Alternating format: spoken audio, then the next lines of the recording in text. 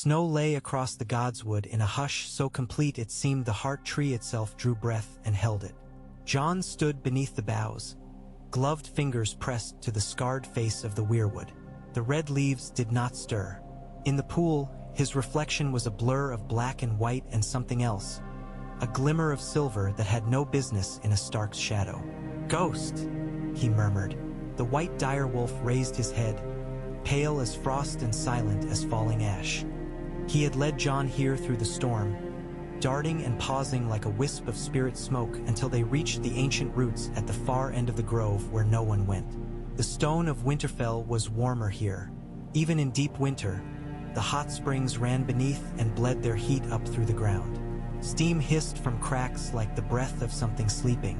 "You brought me," Jon said. The wolf's eyes were the color of blood and the heart tree's sap. "Why?" Ghost nosed the earth as if the answer lay at the edge of smell. Jon crouched and brushed aside thin snow, then dead leaves, then a crust of soil baked from the warmth below. A vein of black rock crossed the dirt like a healed scar. That was not right. Winterfell was stone and earth and ancient masonry, not black glass. His knife scraped at it.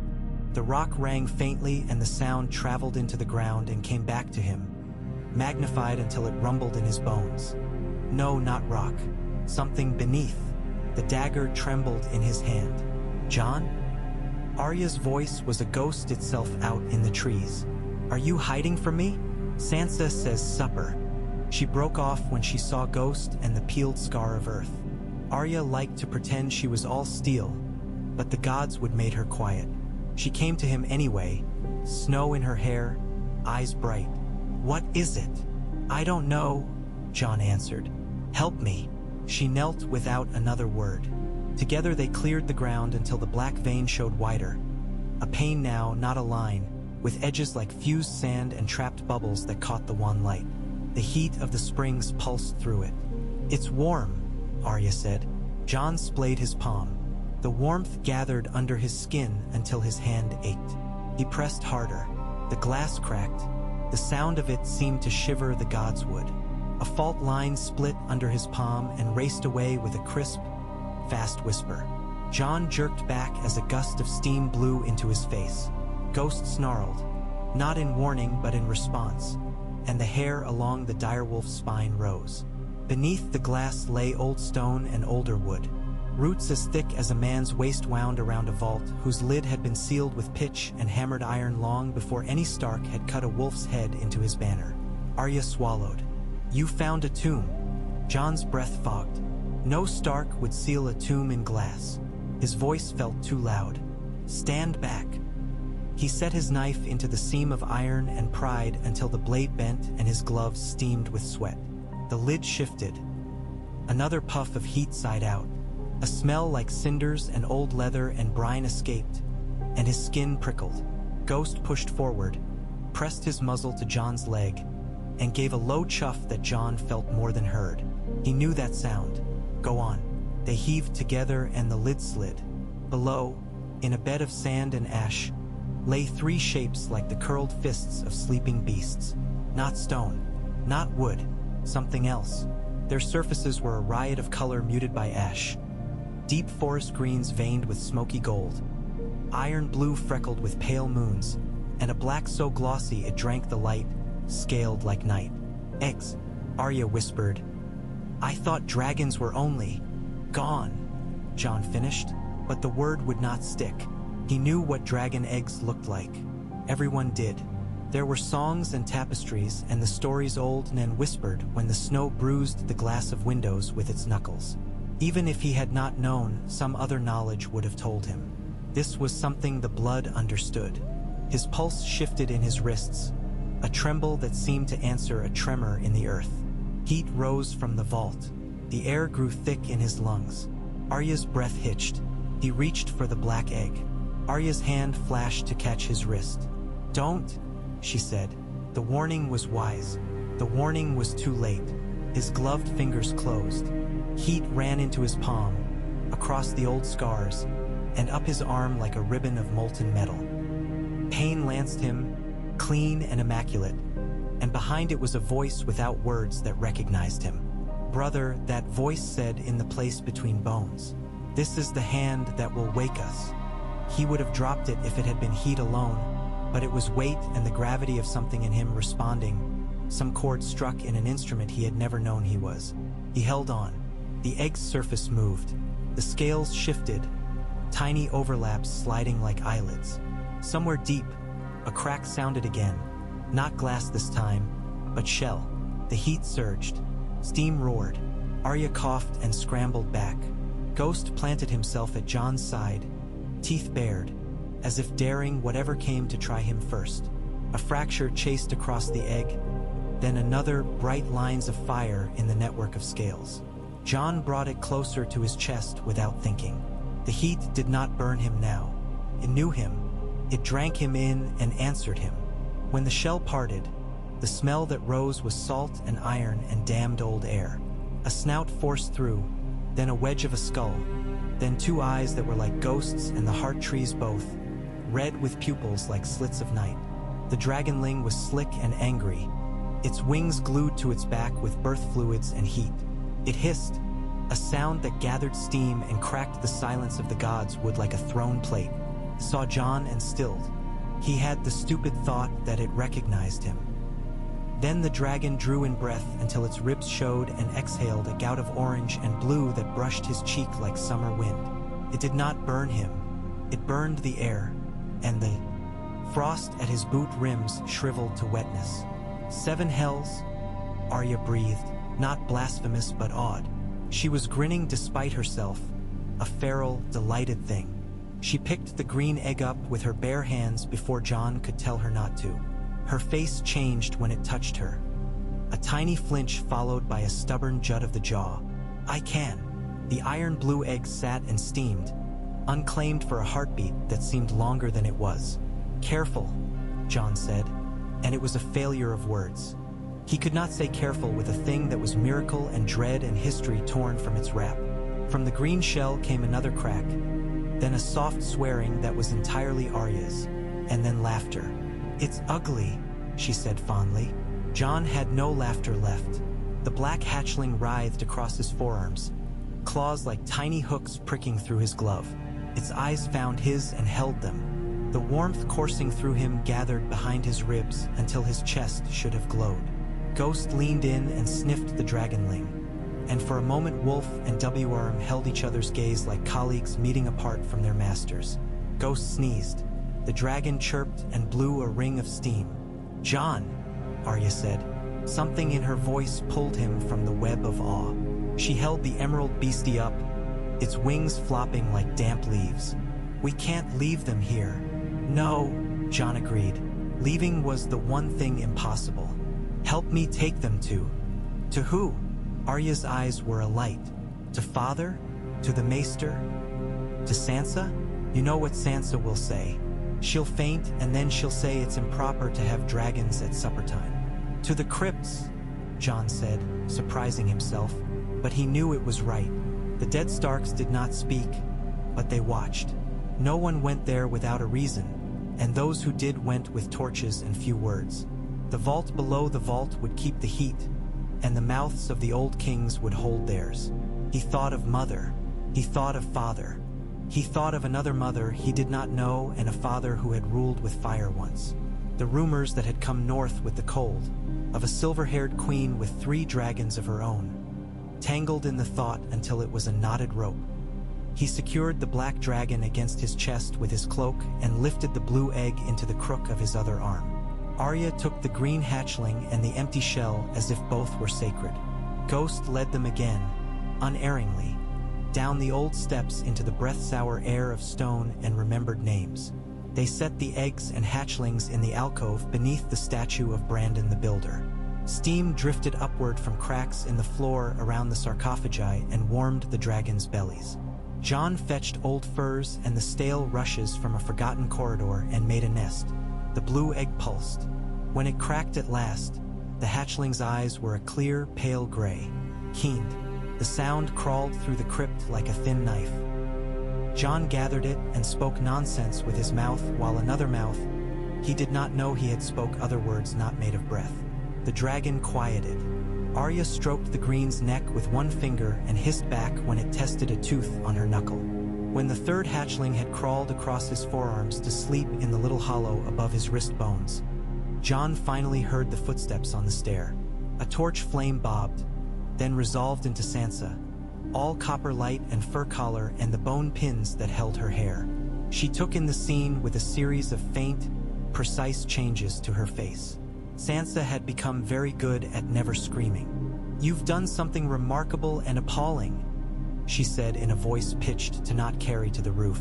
"Are we to keep them in the crypts? Is that fit?" "Not fit," Arya said cheerfully. "Perfect." Sansa came forward with her torch held high. The black dragon hissed. It did not like the flame, not yet. She softened the light with her body, setting the brand in an iron ring on the wall, then crouched with an elegance that had survived winter. "I dreamed this," she said, shocking Jon. "When we were little, I dreamed of dragons and a wing of fire over Winterfell, and you were there with a sword that burned. I told Mother. She said not to speak of it." Sansa's eyes flicked to him. "Do you mean to tell Father?" "Father is dead," Jon said reflexively. "And Robb." He could not plead like a boy not to be sent away.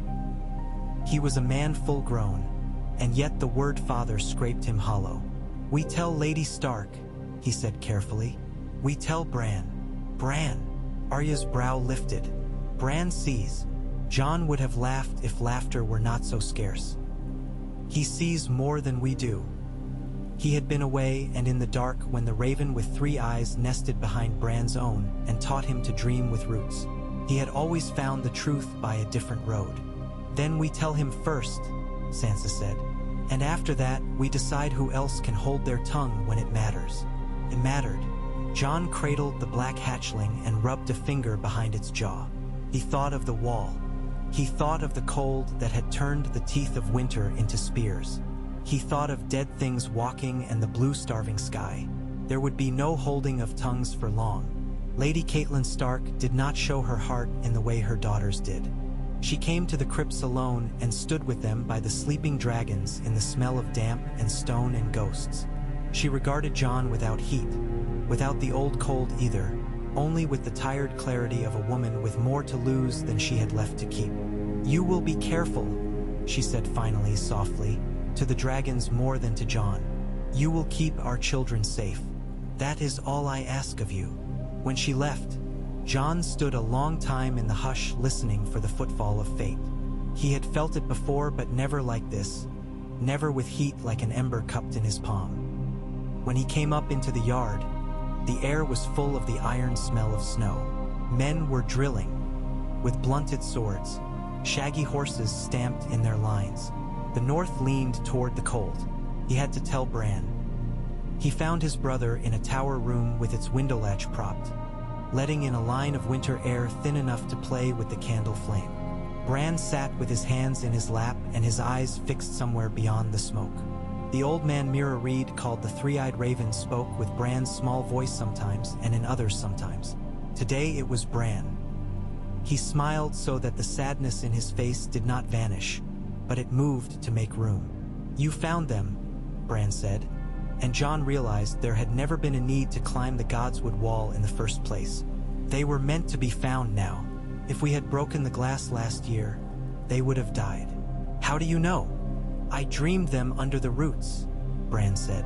"I dreamed Mother standing where Father used to stand when he said our names. I dreamed you with smoke on your clothes." Jon exhaled. "What else?" "They will need names." Bran looked down at his hands. "They will need sky. The north will need them and the wall too. But we must be careful that in waking fire we do not wake what slept beside it." "What slept beside it?" "The thing that watches the flames the way men watch the stars," Bran said, and for a heartbeat the old man's voice rode his own. "Long ago, the first men burned more than wood at their feasts." Jon remembered the way the steam had moved under the glass like breathing. "I will do what I must," he said. "You always do." Bran's eyes softened. "Do you want to know your name?" Jon's mouth went dry. There it was, the other thread twined through the eggs, the one made of whispers that had come north with men and ravens alike. He could say no. He could keep his old name as a rock to stand on while the ground shifted. He nodded. Aegon, Bran said quietly. A name out of the south. It was the name your mother spoke when she told my father to protect you. But names are like swords. The hand that holds them makes them what they are. His gaze steadied. You are Jon too. It is the name you built yourself. Jon thought of the dragon's heat lodged inside him like a coal. If I have two names, perhaps I can be two things. Perhaps you must, Bran said. The ravens spoke louder that night. The next morning, before the sun had shrugged itself free of the bruise-colored clouds, riders pounded up the King's Road with snow steaming off their horses' withers and their faces burned raw by cold. The dead were moving, hearths abandoned. Village Antide. The white of winter was not clean anymore. Something had smudged ash into it. There were reports from Eastwatch and from the last hearth and from a ring of shepherds' huts that had once smelled of lanolin and now only stank of fear. They would come. No wall could forever keep out a season demanding its due. Jon slept little and fed the hatchlings less than he wanted to. They bit at raw meat with new, pearl-edged teeth and fought each other with delightful savagery and then fell asleep in a curl of heat on top of Ghost, who tolerated this with the contempt of an old soldier for kittens. Arya named hers Green Grief because, she said, it would make the enemy sorry to have ever been born. Sansa called the Blue One Snowmelt in private and Winter's Light in council because everything had to have a beautiful name when lords were listening. Jon held the black dragon to his chest and felt its heart run in tandem with his own and did not name it until it named him. In the archery yard the day he first climbed the new beast's back, his breath clouded in a circle, another breath warmed and scattered. The dragon's wings unfolded like sails black as morning and edged with a sheen like spilled oil. The first leap was a tearing, a wrench from the world. He clung with thighs and fingers, and a terrible, enormous joy uncorked inside him like laughter he had saved since childhood. The sky was a shock of cold. Wind stung his eyes and freed his hair and stripped his lungs and gave them back to him ringed with ice. Winterfell fell away, the walls suddenly toy-small, the banners of the dire wolf like squares of cloth his sisters might have sewn. He could see the steaming scars of the springs as a tracer through the snow and the Godswood as a red smear, and the King's Road like a stark line across the earth where men had insisted on their own pilgrimage. The dragon banked, testing himself, testing Jon, and Jon's left knee pressed and his right hand flattened and the body beneath him answered. He was not a boy in the sky. He was the sky. He came down with a shout that froze before it fell. Laughter turned to crystals that sparkled away. Arya threw her arms over her head and whooped. Sansa covered her mouth with both hands and then let them fall and smiled openly in front of too many watching men. Lady Catelyn clutched Bran's shoulder and looked at Jon with the expression of a woman who had kept a hearth through too many winters to not know what a new fire meant. Warmth and danger both. They trained in secret for as long as there was any meaning to the word. It was one thing to fold a miracle into the crypts. It was another to keep 3 dragons out of the eyes of a castle full of people who had seen worse and would be eager for better. The dragons grew. The oldest slept wrapped around the post of Jon's bed as if it had claimed his dreams. The green one lived where Arya hid, and the blue one curled on the ledge under Sansa's window and sent smoke up like a missile of rebellion against the cold. They would have been discovered again and again if not for the enemy that came with snow in its teeth. Men do not gossip idly when their fences are torn down in the night and the bones of their neighbors walk without salt on them. Every warning bell rang. The lords came. They brought their pride and their spears and their complaints and their hunger and the thin, bitter courage of people who have had too much winter. Jon stood among them with a dragon under his skin and listened to quarrels old as last year's harvests. Tormund Giantsbane is at the gate. A guard blurted into the middle of an argument about which grain to eat and which to plant. With 150 wildlings and something that looks like a tree walking. Let them in, Jon said before anyone with a title could argue, and the hall turned to look at him because they always would now. Because the heat at his side and the shadow at his back and the way Ghost moved when he did were not things the eye could miss even when the mind pretended to. Tormund smelled like burned pine and bragging. He took in the hall with a grin, then sobered at the sight of Bran and Lady Catelyn and Sansa and the weathered banners along the rafters. He spat into the rushes and then remembered whose hall it was and rubbed the spit in with the sole of his boot with surprising delicacy. "Boy," he greeted, "you look taller. You look like someone poured fire down your throat and you liked it." Jon lifted his chin. "You brought a tree."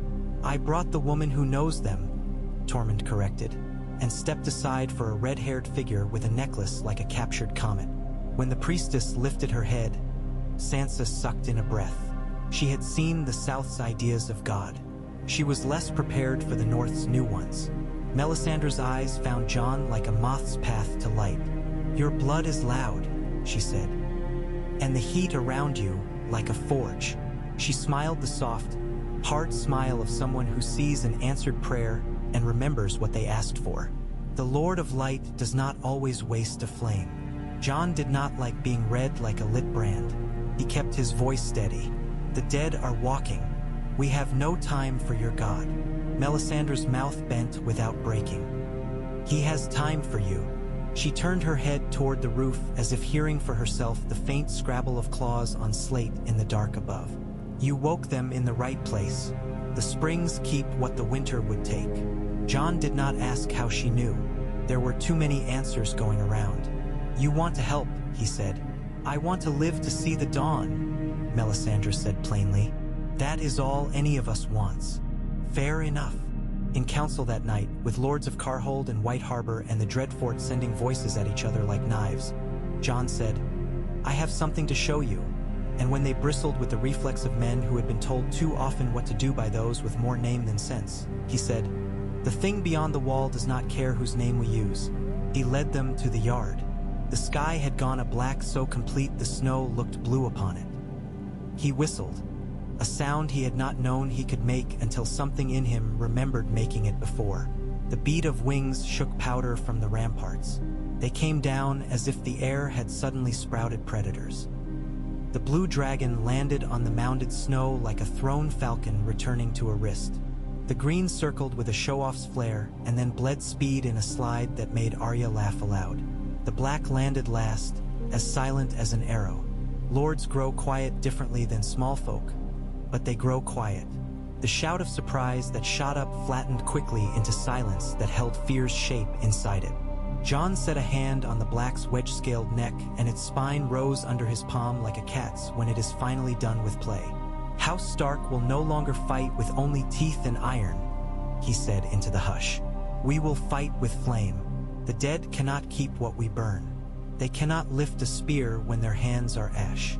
Someone, Wyman Manderley perhaps, worked his mouth and then said with the rough ceremony of a man improvising a rite, "Stark of Winterfell, Dragon of the North." And the name slid along the night toward him and set. By dawn they had plans. Plans were comfort. Plans kept terror tidy.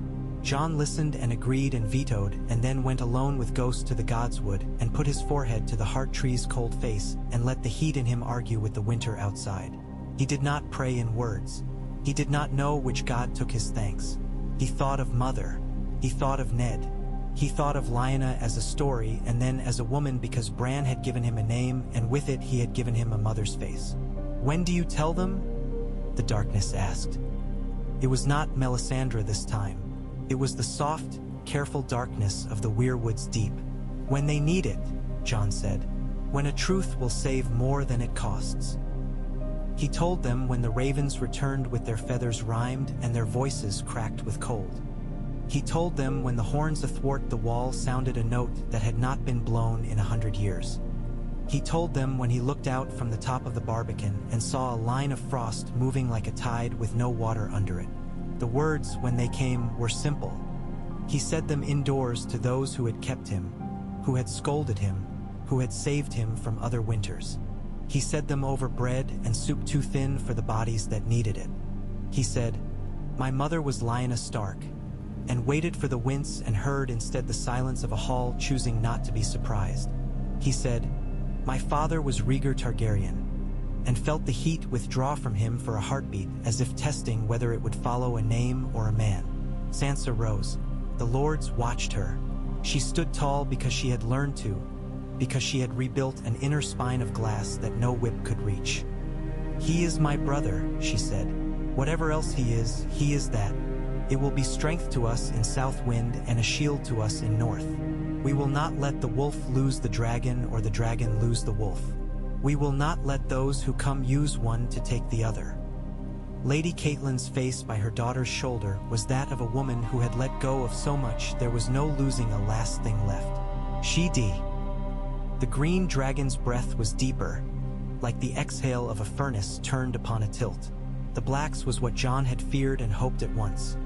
A streak of night that burned not like wood but like the oil the maester kept in stoppered jars, leaving a slick of bright ruin in a line that made maps where there had been none moments before. Below, Arya rode with the vanguard, needle for the living and a borrowed spear for the dead. Sansa commanded the archers, her voice carrying across the yard with the calm of a woman telling a kitchen where to put its spices. Bran's ravens wheeled, and the weirwood at the edge of the field seemed to lean in, though it could not, though it would not. Ghost ran the line like a tale too old for words, ripping and vanishing and reappearing with his white coat marked like a moon dragged through soot. The first wave broke. Jon tasted copper in his mouth. His dragon's scream tore his throat. He looked up to the wall and saw men in furs and boiled leather stand shoulder to shoulder with men in rough velvet and women with their hair tied back and one priestess with her hands alight. He looked beyond the wall and saw movement like a shadow's breath. He felt them before he saw them. The cold in him found the cold beyond him and recognized it the way heat knew blood. He turned in the saddle and lifted the sword he had taken up because he had not been able to bear leaving it hanging on the wall when Robb died. And the steel sang and the dragon lunged into the bite of air. They came with antlers of ice. Their eyes were a narrowed, endless blue. They smelled like a winter that had never yielded to spring, like a promise kept past the point of kindness. The Night King rode a mount that had once been a creature who knew heat, and now it did not know anything but the absence of it. He lifted his hand and the air tightened until Jon's teeth ached. Jon pointed and the black dragon answered. Flame poured. The Night King's spun spear of something not quite ice and not quite light cut a slot through the heat. Jon did not flinch, and perhaps that was why the spear missed. Perhaps it would have missed anyway. He had never believed in destiny until destiny landed him in a godswood with an egg that knew him. They wheeled and dove. The dragons burned. The living shouted until their voices were stolen from them by the wind. The dead fell and rose and fell again. The Night King lifted his hand a second time and the blue dragon faltered, then steadied. Sansa's arrow took a white walker in the neck and it shattered like glass dropped on stone. Arya slid under something with too many bones and came up grinning and breathless and smeared to the elbows with what did not look like blood. It was not a battle that anybody won. It was a night that stopped, and they took from it the bodies they could and set torches to the rest. It was a night that bent but did not break the things that mattered. By dawn they held the last hearth and their dead did not get up again. Jon stood with snow frozen in the curls behind his ears and let the black dragon lay its head against his breastbone while the heat tried to thaw what the wind had left hard. "We hold today," Sansa said beside him. Her cheeks were raw and her hair burned where a spark had kissed it. "Today is enough." "In the south," Arya said, wiping a blade on her breeches. "A lioness sits on a chair and pretends not to hear the snow howl. She will hear us. It will be hard to ignore dragons." Jon thought of King's Landing as he had last seen it in a boy's dreams. Towers like spears, smells that were too many to name, the sea lapping at the base of gold. He thought of another dragon queen and how the wind would smell on the Dragonstone cliffs. The idea of South did not taste like almonds anymore. It tasted like iron. "We will talk to her," he said. "Talk?" Arya repeated. But there was no mockery in it. Only the quiet understanding of someone who had learned that before the blade there is always a word. They went south with the spring, such as it was. The dragons flew above and the men rode below, and everywhere they went people came out to look in a silence that had its own sound. They did not cheer. They did not throw flowers. They looked, and some wept, and some made signs with their hands to luck and gods and chance. The truth about dread and hope is that they are made of the same air.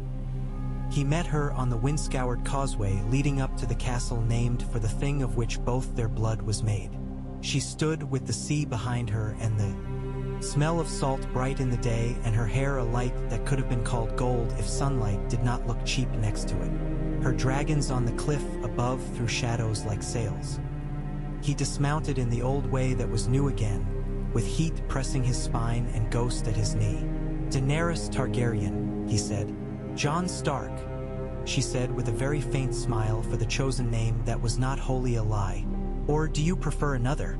Names are swords, he answered, and saw Sansa's mouth twitch and Bran's eyes deepen and Arya roll her gaze toward the gulls. I carry both. Her mouth softened. Then perhaps it is two swords we lay across one another and not draw. They walked with ghosts at their shoulders and dragons above them, and a history between them so tangled that if it had been a vine they would have needed knives. He told her what he knew. She told him what she had learned. They argued because they were both alive, and alive people argue, but they argued in the grammar of those with better enemies than each other. When they spoke of fire, the air warmed. When they spoke of the dead, it cooled. My claim is less important than my people, she said at last, looking out over the water with the gaze of someone who had crossed more of it than any one person should have to. If the throne costs them, I will smash it. Then she glanced at him. If it can be had to keep them safe, I will take it. Jon did not say he loved her for the sense in that. Love was a word like a cape. It flapped and tripped and made men walk grandly into holes. He respected her. He recognized her. He burned because his blood did when he was near her, and he refused to let that decide for him. He said, "We will make a world where the dead are a story again." They flew together for the first time above the broken teeth of Dragonstone's coast. Her dragon was older and vain and delighted with the idea of proving it. Jon's was hungry and arrogant and delighted with the idea of learning to prove it. When the air hit his face, he knew he had not done anything yet with his life. When she laughed across the sky, something inside him answered.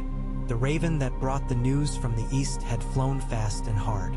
It fell onto the table and spilled out a little heap of exhausted feathers before the maester could rescue its poor bones. The letter said a city had turned to glass. The letter said the wind itself had frozen over the narrow sea once, and now it thought it might again.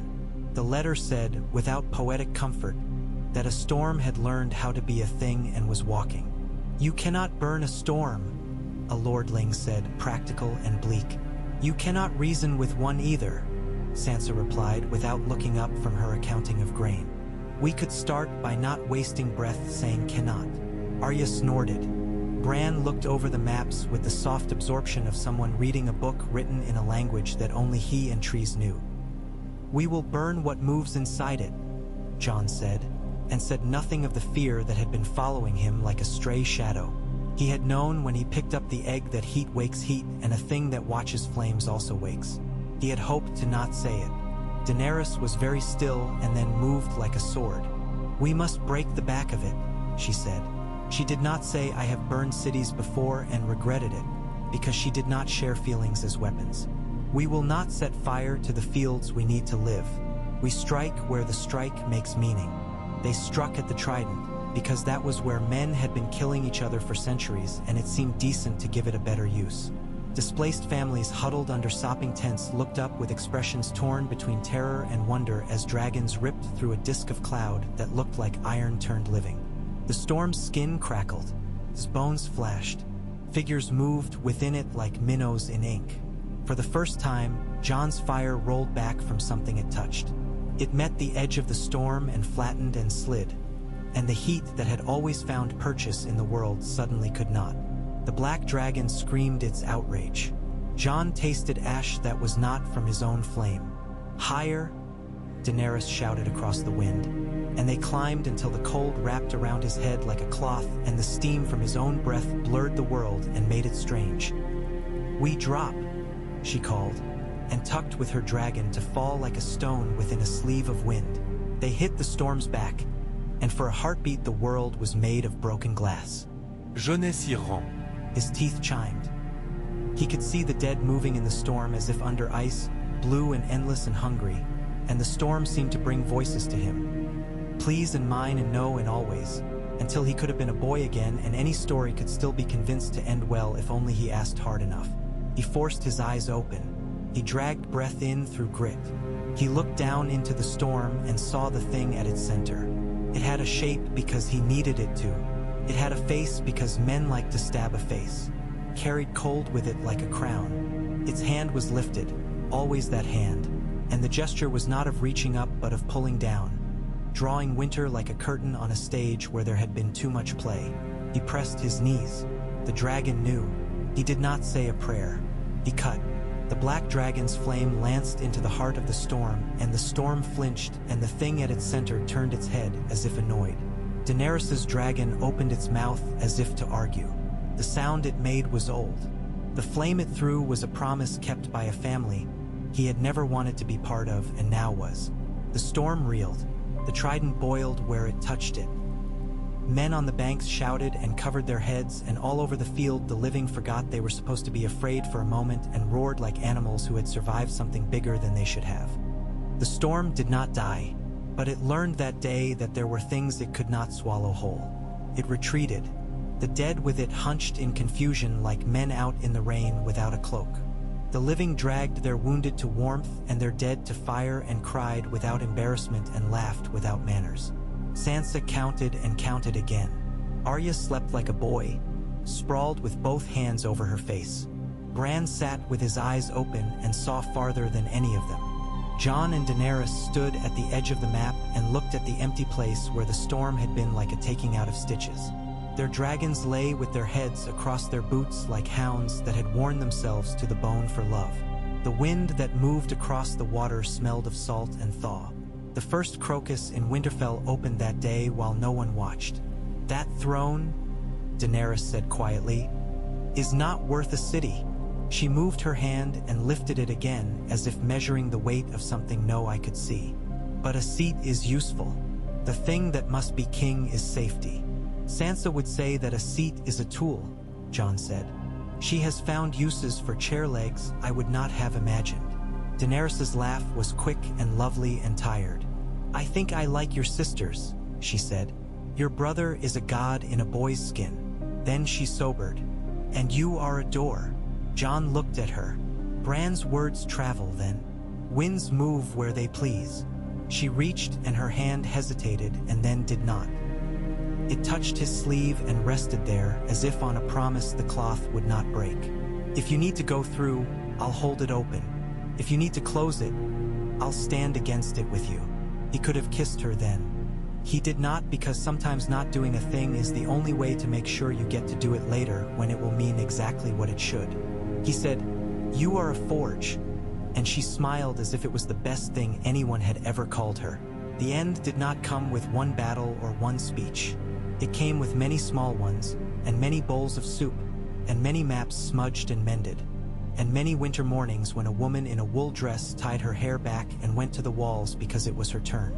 It came with a line of bodies wrapped in linen and a red woman whispering a prayer over them that sounded more like a recipe than a sermon. A pinch of fire here, a measure of breath there, hold until the heat takes, do not rush it. It came at last at the wall, when the storm returned with the insult of having been made to wait. It came with the sound of a horn and the memory of every man who had stood there and cracked his chapped lips to smile at the stupid jokes the morning made. It came when Bran closed his eyes and spoke with the trees, and the wind took the words and turned them into a thing that wrapped itself around every arrow and blade the living held. They had learned. They had become something else. House Stark had become Dragonriders under a man with 2 names and 2 bloods and 1 heart. The sigil on the banners that day showed a wolf with wings. Some said it was blasphemy. Some said it was destiny. All that mattered was that the wolf flew and did not fall. They burned the storm, not all at once, in bites, in gulps. They pulled the cold apart like cloth and unwove it until the knots gave and the threads lay in their hands, and then they set the threads alight and the light ran out along them like dawn. The Night King lifted his hand for a last habit's time and found his world no longer answered him. He turned his head to watch a man with a black cloak and a scar in the shape of a question on his cheek fly past on a creature of heat and scream, and then he broke like frost under a heel. It was quiet after, not peace, not yet. Quiet like a room in which a patient has finally slept. Men realized they had been alive the whole time and wept as if the truth hurt them. The dragons landed with their sides working like bellows and then lay down and let the ground be strong for a while. Ghost sat and panted with foam on his chops and looked pleased with everyone. They held a feast in Winterfell not to crow. No one had a voice to spare for that, but to eat together as if their eating might prove to the world that it had continued. Sansa sat at the high table not because she wanted height, but because she wanted to be seen calculating. Bran sat there because wherever he sat turned into a high place. Arya perched on the corner like a thief who had stolen herself and was daring anyone to ask for her back. Jon and Daenerys sat side by side, not touching, the warmth between them so obvious that even the lords with more thrift than romance smiled into their cups. Wyman Manderly rose and said with the unhurried gravity of a man who had waited a long time to say something true, "The North remembers." And the hall repeated it, softer and harder at once. It remembers being cold and being afraid. It will remember who burned what needed burning and left the rest. He lifted his cup. To the wolf and the dragon, to House Stark, riders of fire, may their wings shelter us from kings and winters both. There were more wars. There are always more wars. The Iron Throne did not vanish because someone said it was unworthy. Someone had to carry it out of the room. They did not keep the seat they made in the South for more than a generation. The South does not keep anything long, not even grudges. But in the North, where winter teaches its long class and spring is a sudden, lovely interruption, there were now places where the rock had been fused to glass, and in the summer children would lay their palms against it and tell each other the story of the day wolves flew. Arya went east because the world had the effrontery to be unfinished. She left her green dragon to a girl from Barrowton, who had once ridden a plow horse with such grace the horse had tried to dance, and who now could whistle a dragon from the clouds with a sow. And like a lark, Sansa married and did not give up a single ledger. She walked the yard with an infant on her shoulder and a council chasing her, and when she raised her face to the sky, the blue dragon dropped lower as if to check her sums. Bran grew into himself until there was no telling where the boy had ended and the thing that watched with him began. He died one day and did not because the trees do not. People brought him problems as if they were baskets of eggs, and he warmed them and handed them back ready to hatch. Daenerys and Jon stood on the battlements, sometimes with their shoulders nearly touching, and did not say the things they did not need to. They flew when the air asked them to. They sat in councils when the ground did. She became a queen because somebody had to count the grain for more than one city, and because she was good at not burning what she loved. He became a king because men with calluses on their hands needed someone with the same at the table, and because when he knocked on doors, they opened. He was Jon Targaryen by law some days and by blood all of them. He was Jon Snow every morning when he woke and touched the scar below his eye and looked at Ghost and at the way the dragon had learned to curl around the wolf without singeing him. He was both. He was what the world had made him and what he had made himself in answer. He never stopped going to the Godswood. He brought the black dragon there even when it outgrew the stone and had to fold itself in like a cat trying to hide in a jar. He put his hand on the heart tree and felt the heat and the cold touch across his skin and make a treaty there. He said thanks in the way of a man who had learned that grace is not for the deserving, but for the living. In the end, when winter came again softer and wiser, a boy with brown hair and a stubborn mouth chipped the ice at the edges of the pool and looked into it and saw a shadow like wings that were not there in the world above. He ran to his sister. She squinted at the sky and shrugged and said it was only clouds.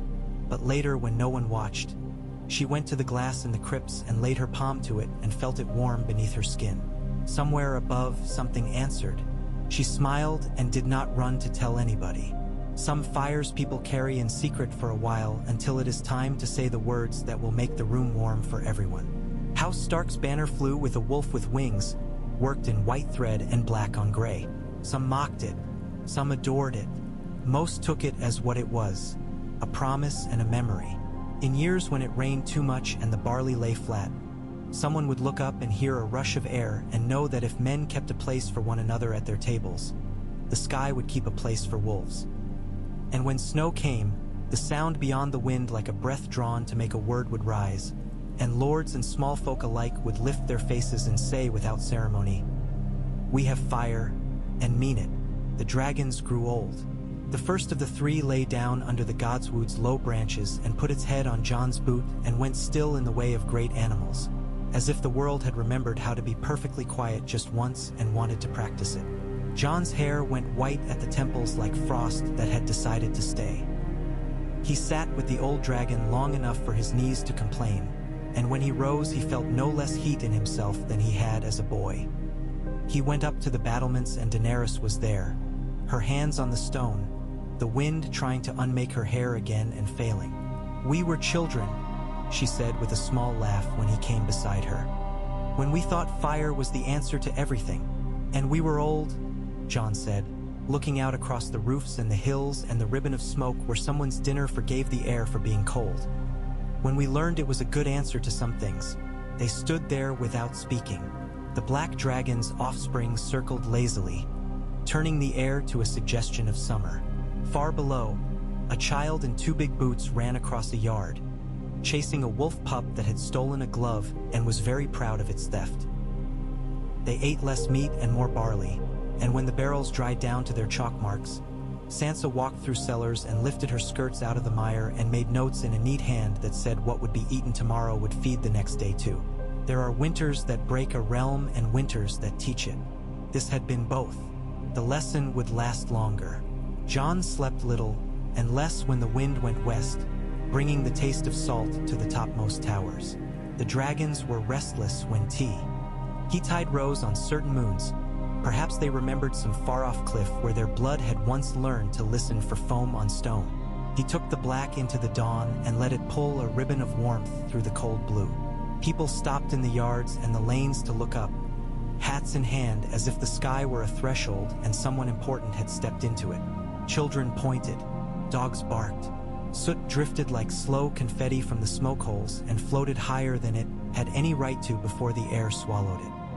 He did not fly to escape the numbers on Sansa's lists or the petitions stacked on the trestle. He flew to come down again with an answer in his chest that his mouth could not yet make. The dragon landed and the yard held its breath and released it, and Jon walked under the stone archways warmed by springs and thought, here, not elsewhere, not away, here, where the wolf had learned a wing's grammar and men with calluses had learned to hold a pen without lowering their swords. Daenerys walked Winterfell like a woman reading a book someone wrote in ink that faded at the edges, and she touched the stones as if turning pages would make the words darker. Sometimes she stood at the cistern, watching steam braid itself with the cold air, the scars on her palms silver and fine as writing. Old Nan would have told a story about a queen with hands written on by fire. Old Nan would have said the letters made a spell. When the old woman had died at last, the castle had not felt smaller. Somehow it felt more like itself, as if some patient part in the rock had exhaled. Daenerys listened to it. She learned which corner of the yard made whistling when the east wind ran her palms along it, and which door thunked twice because of a knot in the wood in the lower hinge. It was not hers, and she did not try to make it so. She made a space in it and inhabited that space fully, like a flame that does not try to be the hearth but agrees to be its heart. They did not speak of marriage right away. They spoke of grain, and of river crossings, and of the way the men in Old Town had begun to write about cold as if it were a specimen to be pinned to a page. They spoke of the faith and of whether a sept with melted candles would be built beside the heart tree or somewhere a little farther from it, where eyes carved into wood would not watch as men bowed to a god made of painted stone. Sansa wanted the sept where widows could go to put their hands on something and stop moving for a little while. Jon wanted it where the eyes on the weirwood would not refine every prayer into a secret. Daenerys wanted both. So they put the sept at the edge of the New Market, where people went anyway to count and choose and laugh and pretend they were neither hungry nor afraid, and the heart tree watched them all and did not blink. It was Arya who came home out of the east like weather. The green dragon sounded the sky thin and then thick again, arrowing down so quickly the sheep scattered in a panic, and one vaulted a stone wall purely by accident and then looked around amazed to find itself on the other side. Arya slid off the neck with the feral grace of someone who had taught herself to be born while falling. Her hair had gone a shade darker in the sun, and her laugh had collected salt. People who had never liked anything that took to the air decided to like her again, as if she were proof the land's daughters remembered the ground. "I brought the sea," she announced, and poured shells from a leather bag onto the table with a series of little brittle clatters like coins too honest to buy anything except the memory of a shore. Sansa caught a spiral as white as snow. "You brought yourself," she said, and Arya rolled her eyes and then made the face of someone who was too happy to mind being seen as loved. At the feast that night, the old songs were sung without the old sting. Men did not have to add themselves to them to make them true. The green dragon found the hearth and lay with one wing half over it, as if to smother the fire tenderly, and everyone had to shout at it to move. And it sulked and then shifted with elaborate insult. Ghost stole a ham bone the size of a man's forearm and hid behind a bench with it, perfectly visible and perfectly sure he could not be seen. There was a moment, a thin silver one just after the bread was broken and the first ale drained, when every face was turned toward the center of the hall, not because a lord was speaking, but because something like a rival had happened and was happening and would go on happening while they slept. People live through a storm and mistake it for all of history.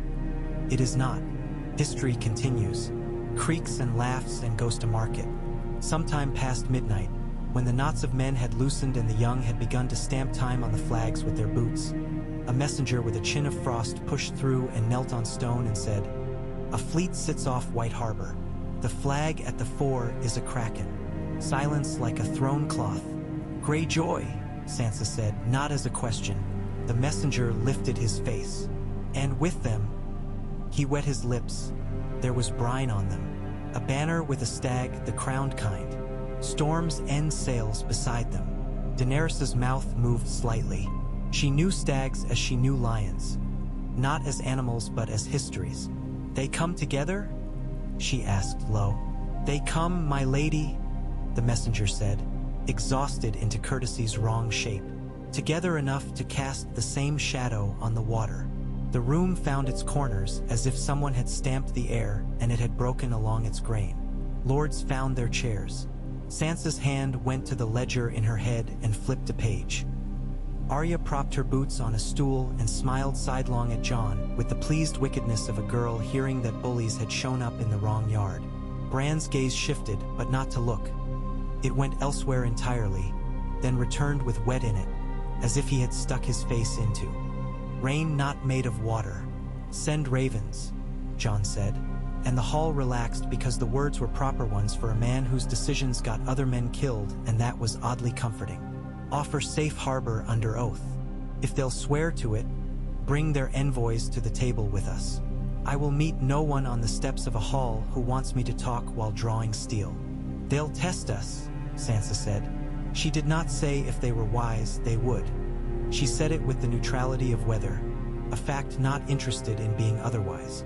"They'll count the dragons," Arya noted, as if counting was a game she was willing to play but not lose. "They'll count the mouths," Daenerys added, glancing at Sansa. "They'll calculate how much it costs us to feed a guest and whether we can afford to be generous." "They'll count the widows," Bran murmured. Jon looked at him and Bran lifted a shoulder. "They will, though they won't know it."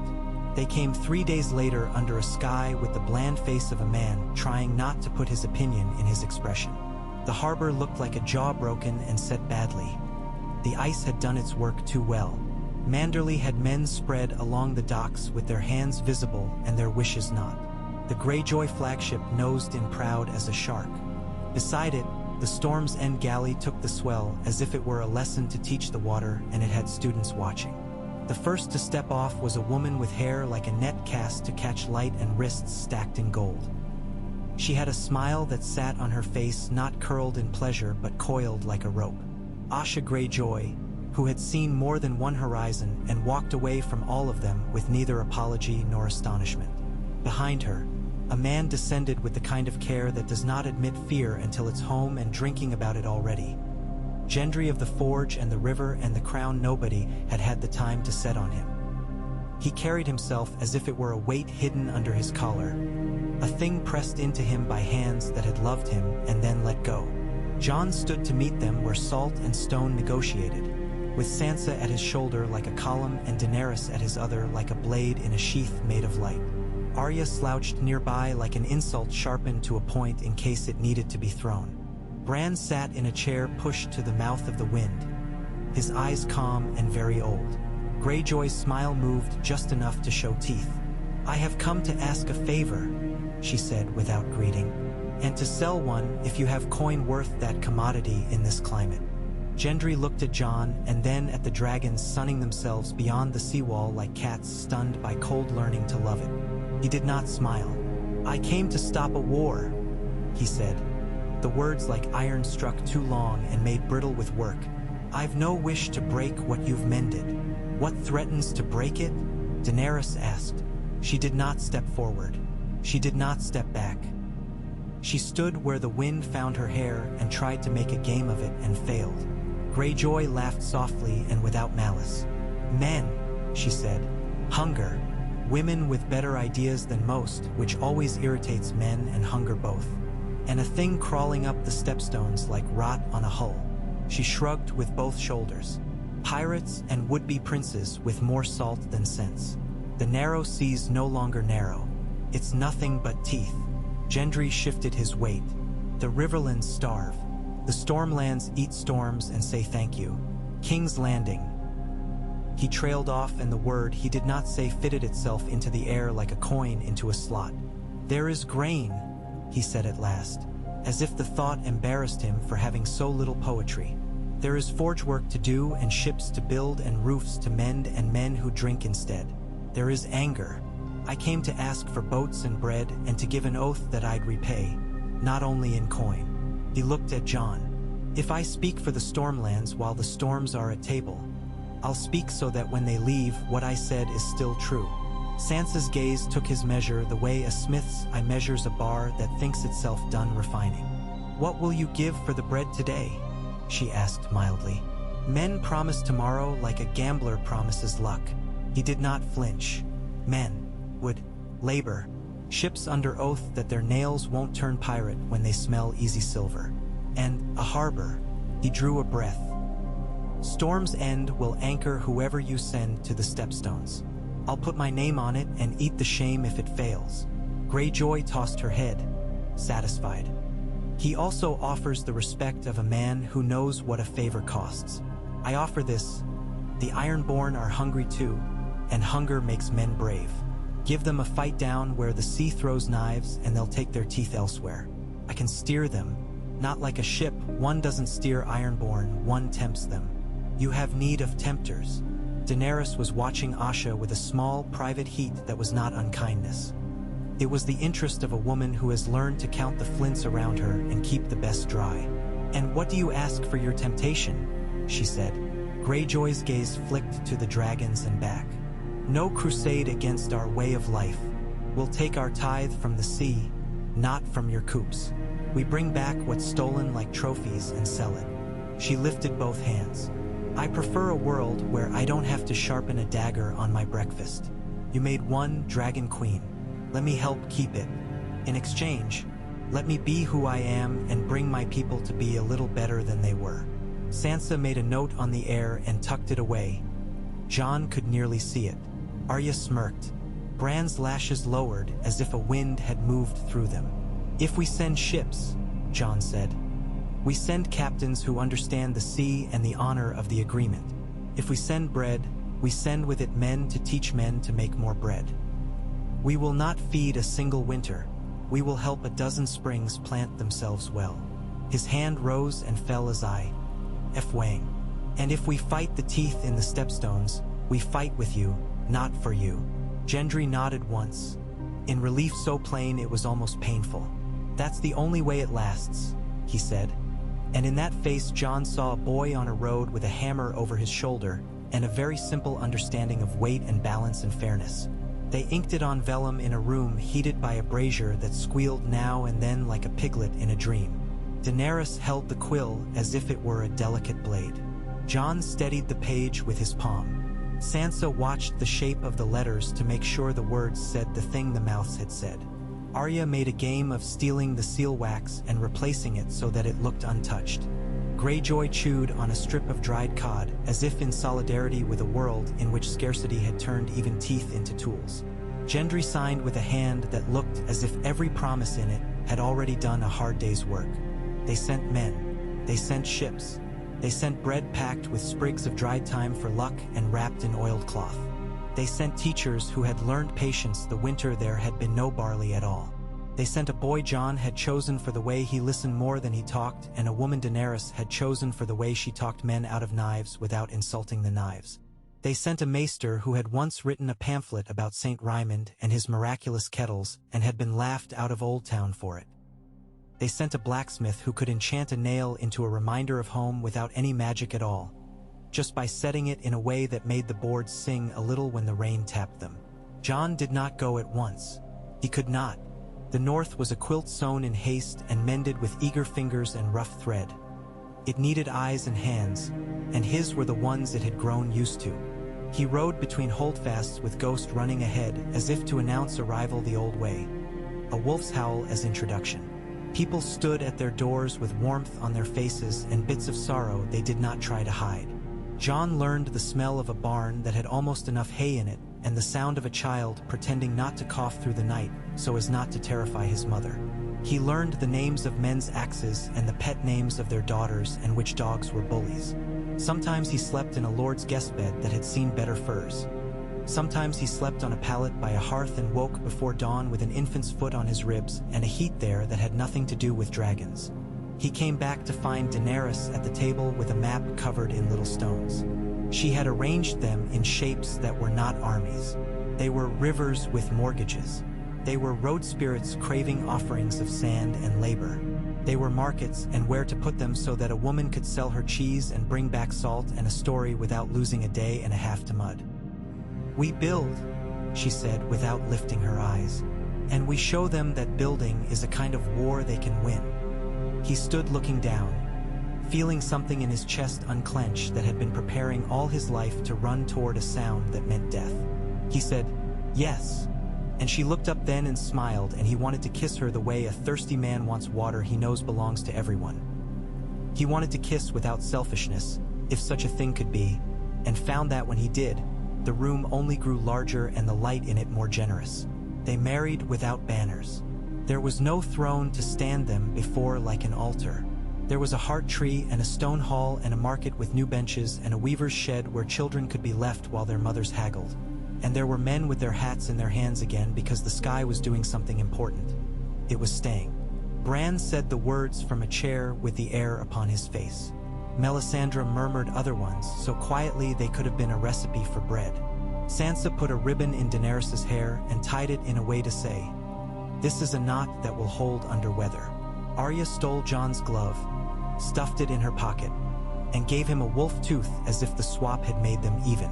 Ghost lay down and yawned a yawn so huge it seemed indecent but made the room laugh and stop being religious and become holy.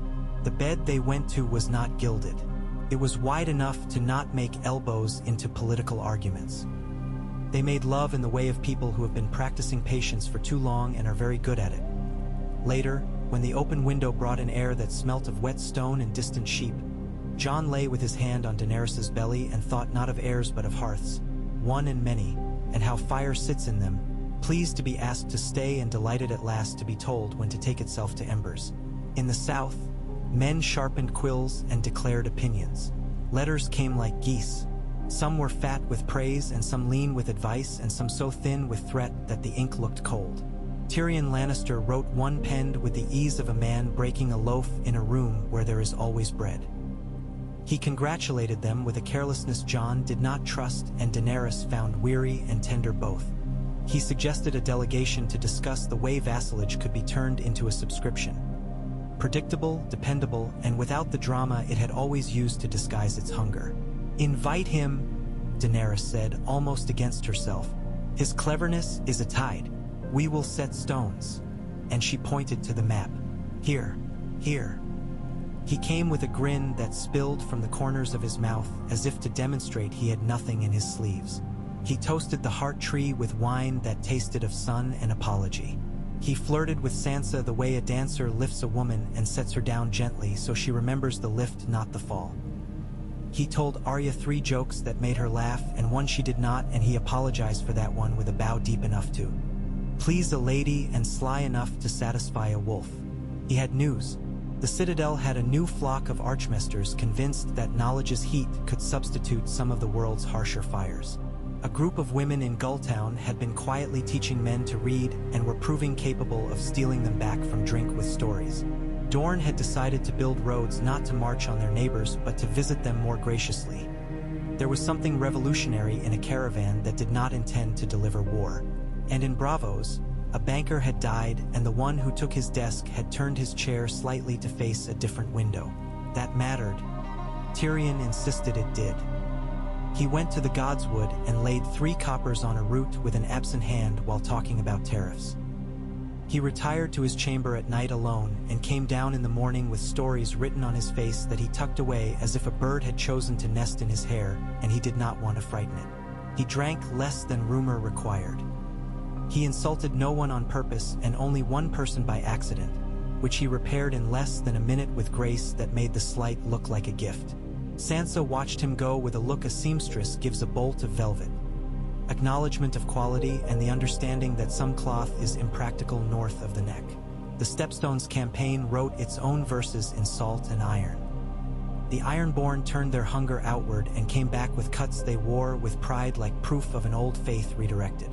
The Stormlanders learned to listen to the sea's grammar and to stop thinking that shouting made ships leave their moorings better. Asha Greyjoy taught a dozen captains to throw their knives into the water when anger made them stupid and to fetch them back only after counting to 30 with their eyes closed. Gendry hammered his oath onto wood and sent it to Jon. A plank with nails in the shape of a stag and a wolf and 3 small crescent scales. The men set a little shrine at Storm's End in the shape of a man with a hammer and no crown, and they left offerings there of bent nails too pretty to throw away. Essos sent whispers. In Karth, a man with teeth like a chest full of pearls promised wonders again and told anyone who would listen that he had nearly married a queen once, as if nearly were a sacrament. In Meereen, a boy born the night Daenerys left the city grew tall and decided to outlaw cruelty, and discovered he had to write down what it was first. In Vys Dothrak, women started telling a new story in the tents about a Khaleesi who had not died and had not left and had taught them to read the grass as a book. The Dosh Khaleen looked at one another with new expressions that were part pride and part curiosity they refused to name aloud. The North rebuilt. Men who had once thought a road was a way to war began to understand it as a way to go see a sister. The market grew. A man from White Harbor, clever with his hands and impatient with waste, set a copper coil over a pot and taught the air to give back what it had borrowed. Clean water collected from its breath. Sansa set him to teaching girls first and boys after. It is a kindness to men, she told a frowning lord, to make sure they marry women who can tell when they're lying about whether the water is clean. They hung a new banner with the wolf with wings in the hall, not as a challenge but as a kindness to eyes. A reminder. Children took to drawing it with charcoal on door jambs, and Daenerys laughed at each one as if it were newly invented.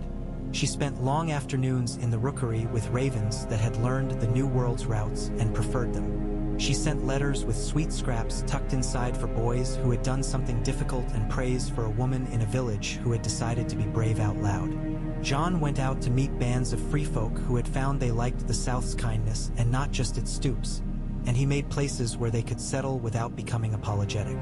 A house, he said to a village headman with more fear than hair, is not a betrayal of walking. It's a way to rest between it. In the second summer after the storm's breaking, something woke in the ruins of an old Valyrian outpost north and east, where rocks remember the day the earth burned its own mouth. It woke as anything wakes. Slowly, then all at once. The first sign was fish washing up along a shore with kiss marks of black on their bellies. The second was a shepherd who walked his flock past a hill that had not smoked in 100 years and came home with burns on his feet. The third was a dream. Bran woke from it with his palms open and his breath leaving him like rabbits. He looked at his hands, and they were empty in the way hands are when they've been given something too huge to hold and are waiting for the rest of the body to understand it. It calls, he said when Jon came to him, and Jon did not ask what. Not to harm, to be seen. He turned his head, and for an instant the boy disappeared and the thing that watched through him leaned closer. It's the kind of fire that makes other fires tell the truth about themselves. Sorcery, a lord muttered later, And Daenerys smiled a little and did not bother to correct him. They went by sea. The black dragon took the sky with the ease of breath drawn after laughing. The blue and green cut the air, skimming waves, and the gulls threw their voices up like coins that had nothing better to do than flash. Asha captained with the gentleness of someone holding a child for the first time, against reputation but not against nature. Gendry stood at the prow and squinted as if his eyes were hammers and the horizon ironed to shape. Tyrion came because he had never in his life met a secret he didn't want to pry open and turn into a story. They came to the island at dawn, when the rocks still wore night like a shawl and the heat under the earth made lace out of the fog. The place smelled like memory, iron and brine and a sweetness like burned grass. They landed on a shore that hissed under their boots and found, beyond a crouched wall of black glass, a thing prowling the ruin like a cat who had discovered itself. It was not a dragon. It had no wings. It did not belong to any man's heraldry. It was something the fire had made when it tried to remember its own childhood. A serpentine, long-limbed, slick-backed creature whose eyes reflected the sun into blue beads. It moved with the indifferent grace of weather and stopped when the black dragon landed and looked up at it with a calm that was not quite challenge and not quite greeting. Daenerys put out her hand gently. Jon put out his slowly. The creature inhaled, trembled the air, and made a sound like a kettle left politely to complain on the coals. "Kill it," one of the storm men said under his breath, and Gendry kicked his ankle and the man yelped and then apologized, to the creature of all things, baffled by himself. Bran was not with them, but the air moved as if he were. Arya shifted, touched the hilt of her knife, and then let it go. Daenerys took a step forward. The creature took one back and then, in a motion so slow it did not feel like fear, it lowered itself until its jaw touched the glass. It laid its head on the earth like an offering. "It's a shelter," Jon said quietly, surprised to hear truth crack open in his mouth like a nut. "For what woke here, for what may wake elsewhere. It will scare men who need scaring and leave alone those who do not." He knelt too, setting his palm near the creature's jaw. Heat pulsed, steady and kind. Daenerys knelt beside him. "Let it keep the door," she said, echo of another sentence tucked inside it. "People will pass and be warmed or warned. That's all. They did not bring it home. They left it at the island to be itself. They left offerings. Wreaths of grass, a chain of tin fish, a blacksmith's nail that Gendry pushed into a crack in the glass with his thumb. The creature watched as if taking attendance and then shut its eyes like a lighthouse closing for the day. On the sailback, Tyrion leaned on the rail and said, "I have seen monsters. It is a rare delight to meet one that does not wish to be enlisted." He looked toward the north, where the line of coastline turned like a man's mouth about to say something important and then thinking better of it. "We should have more of those." "We will," Daenerys said. The wind reveled her hair and could not untie it. "Years are patient soldiers. They stand until you notice they have occupied a great deal of the field. Children ran under dragon shadows without dropping their pies. Old men remembered blue eyes and did not wake screaming. The roads held. Jolyon the Cooper's coil made water sweet in more than one village. The Stepstone's teeth gnawed through a dozen captains and left 100 with scars they bragged of without lying. The Citadel began to write down things women had always known and to footnote them with apologies. The Faith built small, warm septs with little kitchens attached and called them charity houses and meant it. The free folk married craftsmen and did not apologize for being tempted by pots that didn't tip over. Sansa's accounts fattened, not into greed but into margin. A world cannot be kind without margin. The dragons bred, not the way men wanted, in neat seasons like crops, but in the way of anything that respects itself. A clutch failed in a winter too wet, and a clutch flourished in a spring too windy. And a boy who had a way of making hens lay when they were sulking found that same knack told him where to look for eggs under stones that smelled of old storms. He brought one to Jon with his cap in his hands and the air of a thief confessing only because he wanted to share the treasure. Jon set his palm to it and felt nothing and smiled and gave it back. "This one is a story egg," he said. "You keep it and tell the tale of it to a girl who's not afraid of the dark, and when you're old tell it to a boy who is." Daenerys learned to fly with a child behind her. The girl squealing and then going quiet in that holy way children do when the world finally shows them something larger, and they recognize it not as danger but as invitation.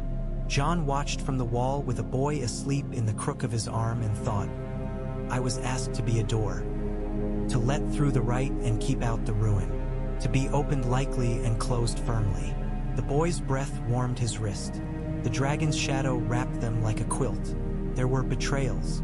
There always are, if only of sleep. A lord who had sworn his sword to the wolf with wings decided to try the old coat of arms on again in private when it rained and was surprised when it still fit enough to choke him. He hired men who would have been outlaws if the roads were worse and told them to make a point. They did. Points are sharp. The village bled. Sansa was there in a day with grain and a steward who could read faces. Jon was there with ghost and a rope. Daenerys with her hands and her heat. They set the Lord down in the mud and told him the story of the world as if it were news, and the man cried at the end because he had not believed in it and was now embarrassed to know it existed. He tended the wounded for 6 months, burned with a fever, survived, and went home quiet. He sent letters afterward that read like a man apologizing to a wall and the wall forgiving him by standing. There were births. The banners hung half-lowered for a boy born early who lived hard and hung on. There were deaths, good ones, fortunate as men go, in beds that had seen years of bodies and in fields with the sun right in the eyes so that everything looked like gold. There was a green year when the wolves took more lambs than kindness condoned, and Jon went to the shepherds and they to him, and they found a line between nature and supper that would keep both without insulting either. There were arguments in council better than any in a yard, about wood and words and what it meant to feed a stranger who might become a neighbor by breakfast. Once, in a summer of treachery disguised as fever, a southerner came with a knife in his sleeve to end a queen. He had a face like anyone's. He laughed easily. He told a story about a calf and made the kitchen girls weep with hilarity, and then, at the foot of the stair, set his hand to the hilt. Arya was there before his fingers closed. She put the tip of her knife against the hollow of his throat and looked him in the eye until whatever had sent him quit him like a bad lover, and he sagged. She let him live. She made him bake bread for a month in a kitchen so hot his hair curled, and then sent him south with a satchel of recipes and a letter that said if anyone tried such a thing again, she'd come collect their debts herself.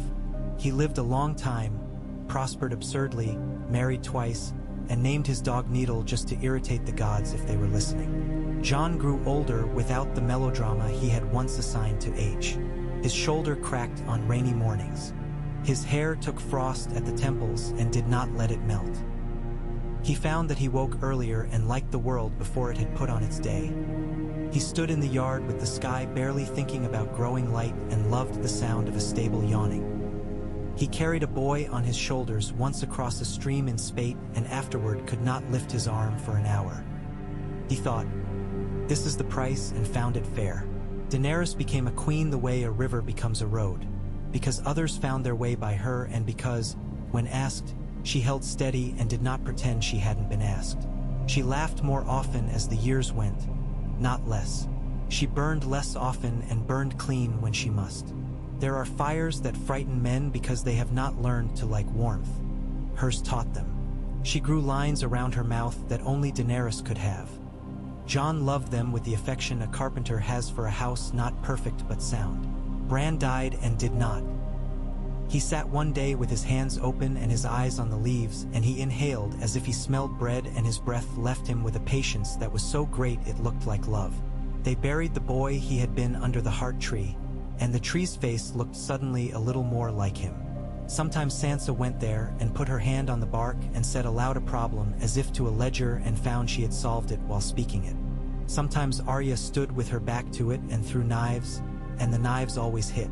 Jon came to say nothing and did. Daenerys came to sit where the ground warmed her bones and to let the roots teach hers more patience than even dragons bestow. When the black dragon died, he did it with a dignity that made men wonder why they had ever feared death at all. He laid his head across Jon's boots again, as he had in youth, and closed his eyes. His breath stayed a while in Jon's clothes and then went to the rafters and then to the sky. They built nothing out of him. They did not take a tooth or a scale. They let him be large and let his emptiness be large as well.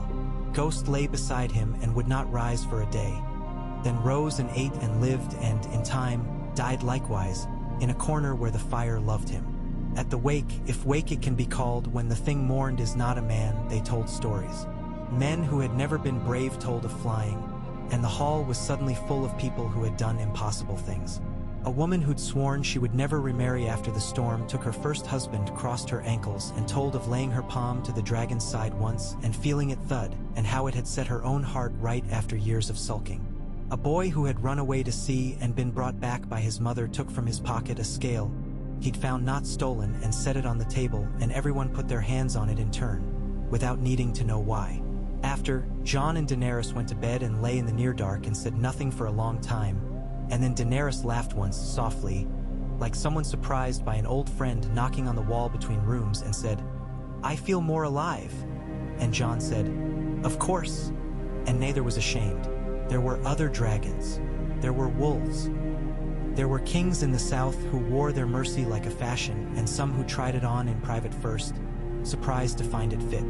There were wars, small and indecent and quickly mended. And there were cities who decided to count their summers not from wielded swords, but from the day their market opened without anyone being stabbed. There were women who carved a goddess with a dragon in her lap and a wolf at her feet. And there were men who told them this was blasphemy, and the women told them to bake bread and then discuss theology. There were recipes handed down that included ash and anecdotes and the instruction to wait until the heat takes. There was, in the end, a winter again. It came with the courtesy of a familiar knocking on the window. People looked up and did not panic. The dragons flew low sometimes just to remind roofs that there would be a spring. The roads held. The copper coils breathed. The shrines fed. Sansa's ledgers fitted together like poems. Arya came home with her hair full of foreign wind and a boy who walked like a cat and looked like a question mark, and they married with a ribbon and a loaf and rode out again. Tyrion wrote letters from an orchard he had decided to retire to and spent his days making wine that tasted like an apology finally accepted. Asha Greyjoy died at sea at 70 with a grin and her hand on the tiller and a prayer on her lips to a god who had learned to love boats less than women. Gendry built until his hands ached too much to lift the hammer and then taught boys and girls how to lift theirs. Jon, at the last, sat in the yard before dawn because he liked that. Light best. The air smelled of stone and steam and smoke. The trinity of the home he had inherited and made and kept. A girl ran across the yard with a loaf in her hand and a dragonet, ridiculous and self-important, flapped after her with the determined panic of a creature unsure whether it wanted bread or chasing more. Ghost's grandpup trotted after them, secure in the knowledge that both would need supervising. Jon looked at all of it and put his hand out into the air, as if to test again that the world had stayed and learned. Daenerys came and stood behind him and set her palm on his shoulder, and the heat, there was the old heat and the new, the one from eggs and the one from work, and the one from being a man who had stood in a door and let through what should and shut out what must. The sky did a lovely thing with light that morning. It held it like a baby and then lifted it up and set it gently onto the roofs, and then let it go to run along the banners and sit for a while on the topmost leaf of the heart tree. He closed his eyes and saw, for an instant, the boy he had been under snow, and then he opened them and saw the man he had chosen and the world he and the others had made, and he smiled the small, satisfied smile of a carpenter going around his house, knocking here, tightening there, making sure the winter cannot get in except where it is good for men to feel it. When he died, he did it after a day in which he had flown and written and eaten bread too hot and burned his mouth and laughed because the pain felt young. He lay on his side with his hand on the coverlet, as if on a map, and Daenerys lay facing him with her hair unpinned, and they looked like 2 points on a line meant to connect. She did not say be brave. She said, "Thank you," and he answered, surprised to find himself the one being thanked after a life of doing it in return, "You're welcome." And then he was not there the way a flame is not there when you cup it and enough of it remains in your hands to light the next wick. They buried him under the heart tree with the others, and the glass under the roots glowed a little, as if remembering all the warmth it had housed and given. The banners hung, the dragons wheeled, and no one held them to a chore that day. Sansa counted grain before the feast and cried while doing it and did not stop counting. Arya came like weather again, and this time she stayed a season, and every morning she and her ridiculous green companion took small pleasure in frightening the ducks. Bran's eyes in the tree watched, and a raven, old now and audacious, landed on the bench beside the grave and said something filthy it had learned in the yard, and the whole gods would shook with laughter. Years turned. The world did what it does when men do not ruin it on purpose. It kept itself going. Children learned that wolves have wings in Winterfell, and that wings need not frighten. They pressed their hands to glass, to bark, to maps, to other hands. They told the story of the eggs under roots and the boy who woke them, and in the telling, they made him not a boy and not a king but a neighbor. Someone whose heat had held a room you might want to walk into when your own house's fire went low. And when the cold came, as it always will, a woman in a little sept at the market put another log onto the coals and said aloud, though no one had asked and everyone had wanted to hear it, "We have fire," and meant not only the blaze in the grate, but the long heat of a world set right enough that winters would be seasons again and not verdicts. Above, a dragon turned, drawing a loop onto the air like a sentence finishing itself, and a wolf's shadow ran within it, and the people below went on with their living, warmed by a thing that had learned at last the right way to burn.